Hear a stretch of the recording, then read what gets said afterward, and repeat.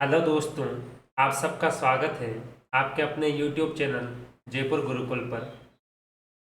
तो जैसे कल आपके सामने पवन सर आए थे इंग्लिश की कुछ बातें लेके, उसी तरह मैं आपको बता दूं कि मैं आज आपके लिए एक इंटरेस्टिंग टॉपिक लेके आया हूं रीजनिंग का, दिशा परीक्षण। ये टॉपिक जो है, हालांकि ये एलडीसी में नहीं है अभी रीजनिंग, लेकिन रीजनिंग जो है आपके जैसे Rajasthan police constable, RS pre, Rajasthan police SI, BSTC, PTET, वनपाल वन रक्षक, ऐसे बहुत सारे एग्जाम्स हैं जिनमें ये टॉपिक आता है। और रीजनिंग एक ऐसे सब्जेक्ट है जिसको जीवन में सिर्फ एक बार पढ़ना पड़ता है। तो आज से आपके रेगुलर क्लासेस रहेगी रीजनिंग की। आपको अच्छा लगे तो आप निरंतर साथ में जुड़े रहिएगा और इस चैनल को लाइक शेयर और सब्सक्राइब कीजिएगा, ताकि जैसे आप लाइक और शेयर करें और सब्सक्राइबर बढ़ें तो हम यही सारी क्लासेस लाइव क्लासेस में कन्वर्ट कर देंगे। और रीजनिंग और मैथ्स जो है स्पेशली लाइव क्लास में पढ़ने का इनका अलग ही मज़ा है, क्योंकि आप उसमें कुछ ना कुछ आपको जो समझ में नहीं आ रहा वो पूछ सकते हैं, कुछ नई चीज़ मैं बता सकता हूँ। और राजस्थान में खासकर देखा गया है कि जो विद्यार्थी है उसके मन में डर सिर्फ मैथ्स और इंग्लिश का बैठा हुआ है। बाकी जीके वगैरह तो वो इतना अच्छे से पढ़ लेता है। तो जिन दो सब्जेक्ट में आपका डर बैठा हुआ है, उन्हीं दो सब्जेक्ट की क्लासेस पहले स्टार्ट की गई है। तो आप लगातार इस चैनल से जुड़े रहें। और एक टेलीग्राम चैनल है, उसका लिंक मैं नीचे डिस्क्रिप्शन में दे दूंगा। उस टेलीग्राम लिंक से हमारा जयपुर गुरुकुल का चैनल ज्वाइन कीजिए। वहाँ पे रोज़ क्विज के क्वेश्चंस आते हैं और जो हम पढ़ाएंगे उसकी पीडीएफ वगैरह सब वहीं मिलेगी। तो चलिए हम बात करते हैं इस टॉपिक की। ये टॉपिक है दिशा परीक्षण। तो इसमें आपको देखिए नॉर्मल, ये आपको पता होगा कि चार दिशाएं होती मेनली। जैसे ये आपके हो गई उत्तर दिशा। आप जिस तरीके से अपना रजिस्टर लेके बैठे होंगे, ये आपका पेज खुला होगा, तो ऊपर की साइड आपके ये उत्तर दिशा होगी। आपके सीधे हाथ की तरफ ये पूर्व दिशा या पूरब दिशा होगी। आपके लेफ्ट हैंड बाएं हाथ या उल्टी तरफ पश्चिम दिशा होगी और नीचे की तरफ दक्षिण दिशा होगी। ये दिशाएं हमेशा ऐसे ही रहनी है, जब तक दुनिया चलेगी ये चारों दिशाएं इसी तरह रहेगी। उसके बाद में देखिए, जैसे यहाँ पे समझाया गया है ऊपर, उत्तर और पूरब के बीच में कौन सी दिशा होगी, तो ये हो जाएगी उत्तर पूर्व। इसको पूर्व उत्तर भी कह सकते हैं, लेकिन आपको किसी भी एग्जाम में या किसी भी किताब में आपको पूर्व उत्तर नहीं लिखा जाएगा। हमारी जो किताबें हैं वो उत्तर और दक्षिण इन दो दिशाओं पे ज़्यादा चलती है, क्योंकि आपने देखा होगा जो कंपास होता है जिससे दिशा निकालते हैं, दिशा ज्ञात करते हैं, उससे हम उत्तर दिशा का ज्ञात ही करते हैं। एक दिशा आने के बाद तीनों दिशाएं अपने आप निकल जाती है। इसी तरीके से दक्षिण और पूर्व के बीच की जो दिशा है वो होगी दक्षिण पूर्व। इसी तरीके से पश्चिम और दक्षिण के बीच की दक्षिण पश्चिम, और उत्तर और पश्चिम के बीच की उत्तर पश्चिम। मतलब हम उत्तर और दक्षिण दिशा को पहले लिखते हैं और उसके बाद में जिन दो दिशाओं के बीच में ये दिशा होगी उन दोनों का सम्मिलित रूप जब लिख देते हैं तो इसको नई दिशा का नाम दे सकते हैं। तो ये उत्तर, दक्षिण, पूर्व, पश्चिम। आपको ये पता होगा पहले से कि जो सूर्य है वो पूर्व दिशा में उगता है और पश्चिम दिशा में अस्त होता है। मैं ये मान के चल रहा हूँ कि हमसे वो बच्चे भी जुड़े हुए हैं जो सिर्फ अपने 12th पास करके आए हैं और उन्हें अभी रीजनिंग का कुछ नहीं पता। तो जो भी मैं बताऊंगा ये सोच के बताऊंगा कि जीरो लेवल से स्टार्ट करना है और उस लेवल तक पहुंचाना है जहाँ पे आपको कोई भी कंपटीशन एग्जाम दो, आपकी कम से कम रीजनिंग के क्वेश्चन तो गलत ना हो। उसके बाद में ये आप याद रखना, चाहे आप ये मान लो कि आपके उल्टे हाथ के कोने से स्टार्ट करना है, जो उत्तर पश्चिम दिशा है इसको वायु कोण कहते हैं। उसके बाद में आप घड़ी की दिशा में घूमोगे इस तरीके से, तो आपके उत्तर पूर्व जो है को ईशान कोण कहते हैं। फिर नीचे की तरफ आओगे तो दक्षिण पूर्व को अग्निकोण कहते हैं, और फिर जो ये लास्ट बचा उसको नैऋत्य कोण कहते हैं। अब आप ये चारों कोण के नाम याद रखिएगा। यहां से स्टार्ट करते हैं, वायु कोण, ईशान कोण, अग्नि कोण और नैऋत्य कोण। ये चारों कोण बहुत रेयर है कि आपको 50 एग्जाम में से एक बार पूछा जाएगा, लेकिन मेरा काम है आपको जितने कॉन्सेप्ट होते हैं वो सारे बताना। तो उम्मीद है उत्तर दक्षिण पूर्व पश्चिम इन चारों दिशाओं के बीच की दिशाएं, जैसे उत्तर पूर्व, दक्षिण पूर्व, दक्षिण पश्चिम और उत्तर पश्चिम, ये आपको दिशाएं समझ आ चुकी। उसके बाद में हम कोण पढ़ चुके ये चारों, वायु कोण, ईशान कोण, अग्नि कोण और नैऋत्य कोण। उसके बाद में आप ये याद रखिएगा यहाँ पे कि एक जो व्रत होता है, एक जो गोला होता है या व्रत होता है, ये टोटल 360 डिग्री कोण बनाता है। आपके सामने ये है, या जीरो से स्टार्ट हुआ, घूम के उसी जगह वापस इसने 360 डिग्री का कोण बना। इसमें देखिए आपके जो आमतौर पे जो बच्चे गलती करते हैं वो ये है कि आपको 90 डिग्री पता होता है, 180 पता होता है, 270 पता होता है और 360 पता होता है। अब मैं इसको अलग तरीके से बता रहा हूँ। ये इसका केंद्र बिंदु है। कोई व्यक्ति अगर यहाँ खड़ा है तो ये यहाँ पे मैं मान के चल रहा हूँ 0 डिग्री। अगर मैं इसको ऊपर की तरफ ले जाऊं तो ये देखिए 4 भाग बनते हैं इस गोले। एक भाग 90 डिग्री का होगा, इसी तरीके से ये दूसरा भाग भी 90 डिग्री का होगा, इसी तरह ये तीसरा भाग भी 90 डिग्री का होगा और चौथा भाग भी 90 डिग्री का होगा।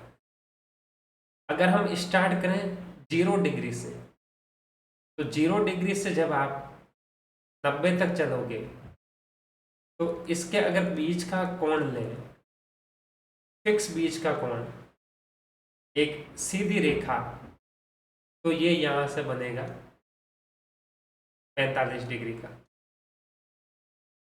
ये आपके सामने बन गया 45 डिग्री का कोण। बचा हुआ भी है ये 45 डिग्री का कोण, और टोटल कोण यहां से लगा के यहां तक हो गया 90 डिग्री का। अब आपको ये पता है कि एक कोण 90 का होता है, तो आमतौर पे ये याद कर लिया जाता है कि यहां तक 90, 90 में 90 और जोड़ा तो ये 180। यहाँ से स्टार्ट किया 0 से, फिर यहाँ पे 90 जुड़ा तो ये अगर यहाँ तक लेके जाए यूं इस जगह, तो ये हो गया 270 डिग्री।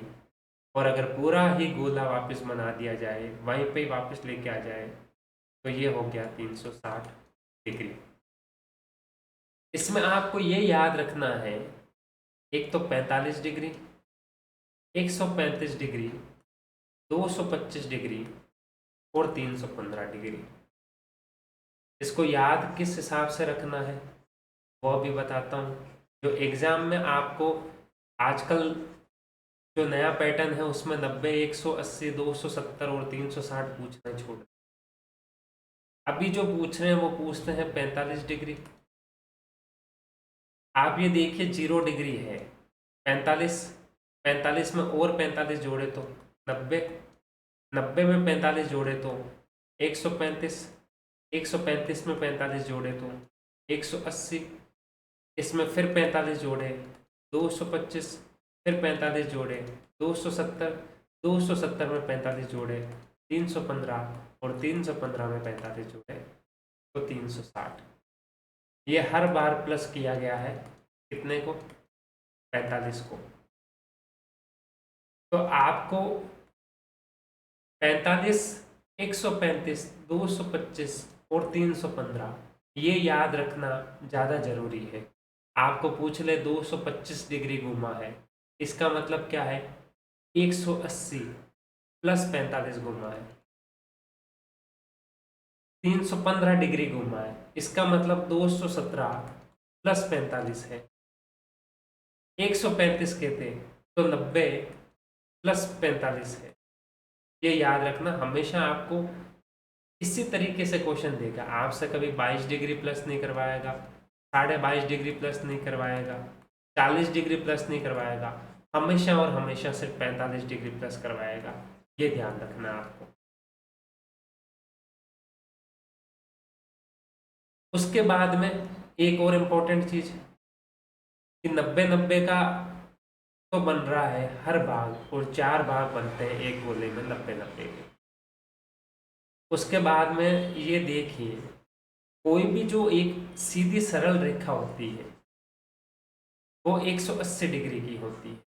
जैसे आपने यहाँ से स्टार्ट किया, 0 डिग्री यहाँ है, ये सीधी सरल रेखा है तो कितना बना, 180 डिग्री।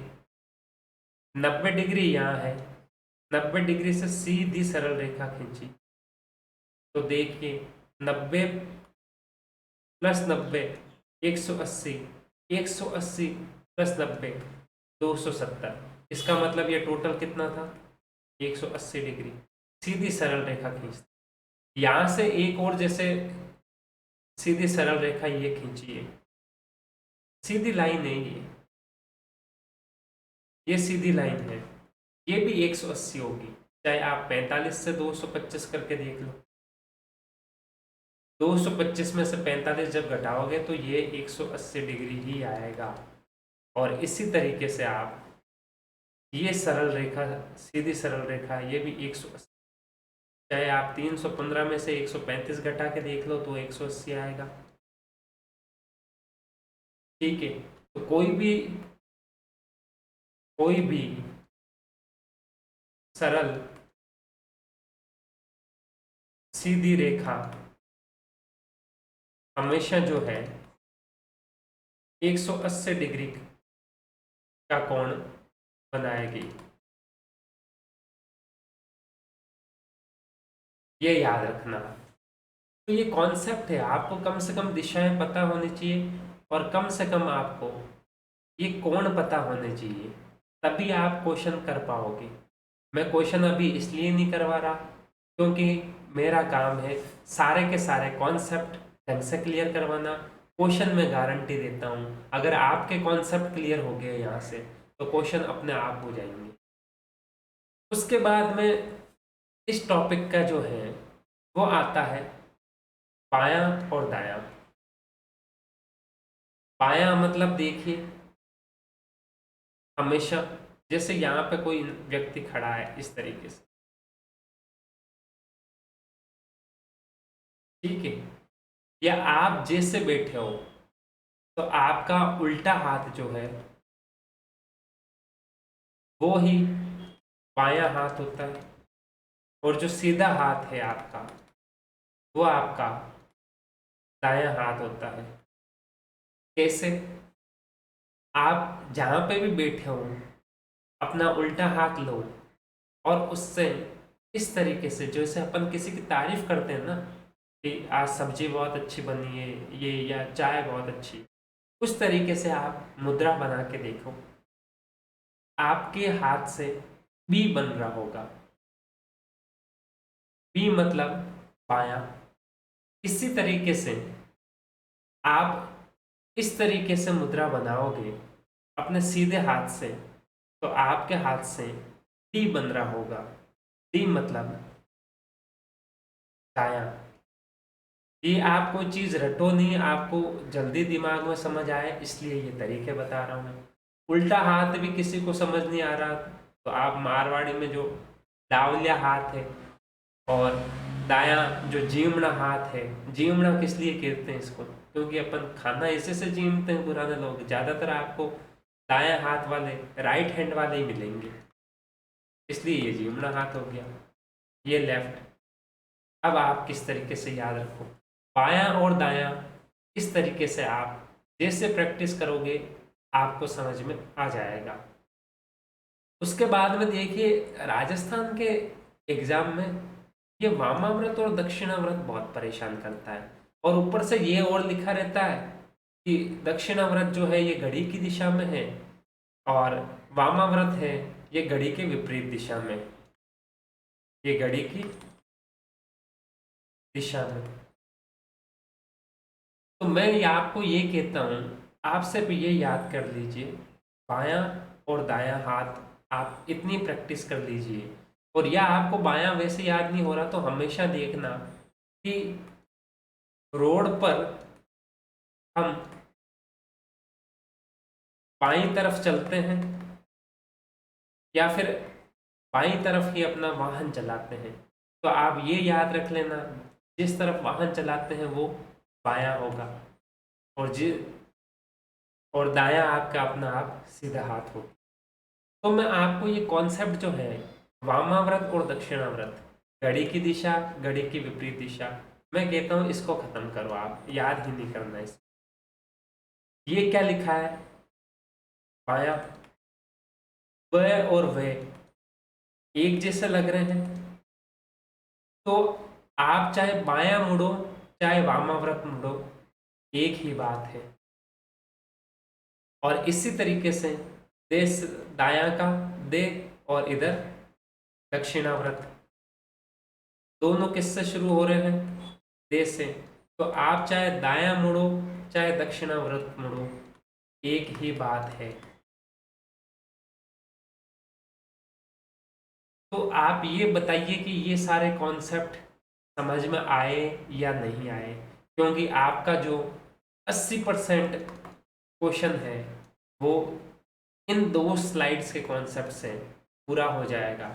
एक तो आपको कोण पता होने चाहिए कि कौन सा कोण कैसे बन रहा है, कौन सी दिशाएं हैं, और बायां और दायां, आधे से ज़्यादा बच्चे तो यहीं